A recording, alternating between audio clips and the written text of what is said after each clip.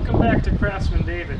I'm not going to do a ton of product reviews on this channel, but this is something that I happened to buy new. It is an electric tiller made by Sunjo, model number TJ600E. And today I'm going to try it out. If you remember my video from a while back, I pulled this out with my truck and a jack from this hole. Now I filled in the hole, but it's very uneven. I want to smooth this out and plant grass, so I'm going to use the tiller to do that. And I'll show you how it works. Now this thing was pretty easy to assemble. It came mostly assembled, just the handlebars I had to put on. And it seems to me like it came with a lot of ingenious solutions for keeping track of your cord. For one thing, the handle here by the plug. You can take this cord, you can stick it through this loop, come around and hook it. And now, when you plug it in, if I pull tension on the cord, I'm not pulling the plug out. I'm just pulling on the tiller handle. So that's pretty cool. Also, it came with this belt clip, which I can put on my belt, take a certain length that I want between me and the tiller, and I loop it, and I put it up through the belt clip, and then come down and around, pull it down, and now again, as I walk along, it's pulling on my belt, and it's not pulling on the tiller where it might unplug it. Now this model tiller is 6.5 amps, which is no big deal. Pretty much any 100-foot long extension cord can handle that.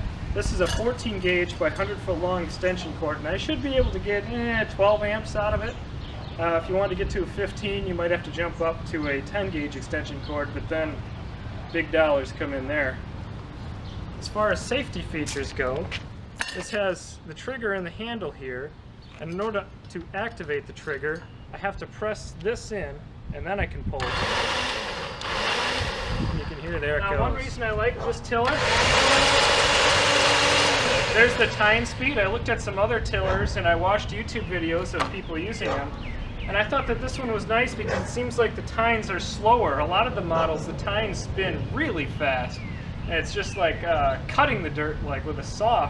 I think the slower speed kind of churns the dirt more than it actually cuts through it, which is kind of what I want, because in my area our black dirt just needs to be churned up. It doesn't need to have rocks and stuff broken up. If you had a lot of clay, maybe you'd want a faster tine speed. Let's see how this thing actually performs.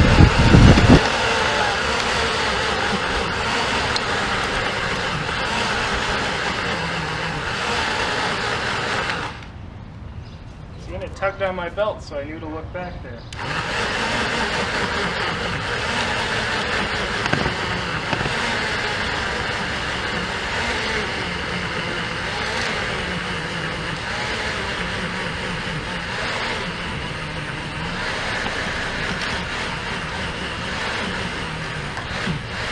Now I will know what you're thinking. That looks pretty good on that loosey-goosey soil over there.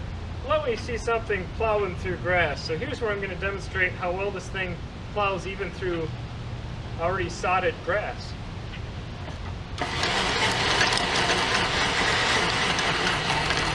When you use it, you go forward, and then you kind of pull it back to get it to dig deeper. The nice thing, given the direction of the tines rotating, if it hits something, it bounces up.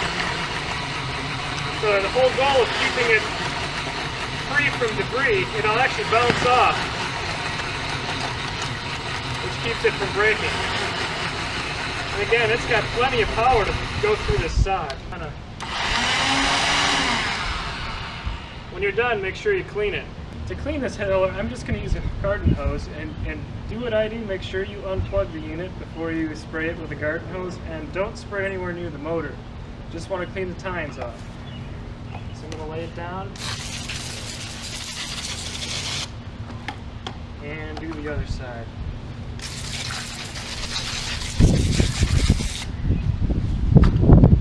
And there you have it. Good as new. Just let it dry off, you'll be ready to store it. After you till an area like this, if you want to put down fresh grass, get yourself a dirt rake. And it's not a whole lot of work. Just smooth it out so that when you plant the grass, you're going to have an even bed and you don't have to come by with a roller later and roll it flat. stomp it down a little bit, and you're ready to plant, my friend. So before I did this project, I priced renting a rear tine tiller, which is really the right thing for as much tilling as I have to do.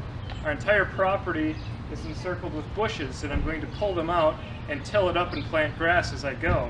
If I rented a tiller, I'd almost want to pull everything out and get it all ready to rent the tiller and do it in one day. And I was getting priced at 80 bucks a day to do that. This tiller, I bought it on Amazon for about $120, and I can till just a little bit as I go and plant grass. Now, having an electric tiller may not be right for you if you don't have access to a cord or whatever, but I live in town, I have outlets outside of my house. It's very easy for me to get a long extension cord and till wherever I want. Plus, I don't have to mess around with fuel or oil or anything like that. So the convenience aspect won it for me. Anyway, I highly recommend this tiller if you're in the market for an electric tiller. It has plenty of power, it turns up the dirt good, and it's very user-friendly. Thank you for watching this episode of Craftsman David. Remember to wear safety glasses even when using outdoor power equipment. This one's not very loud, but something like a lawnmower you're also going to want ear protection. We'll see you next time.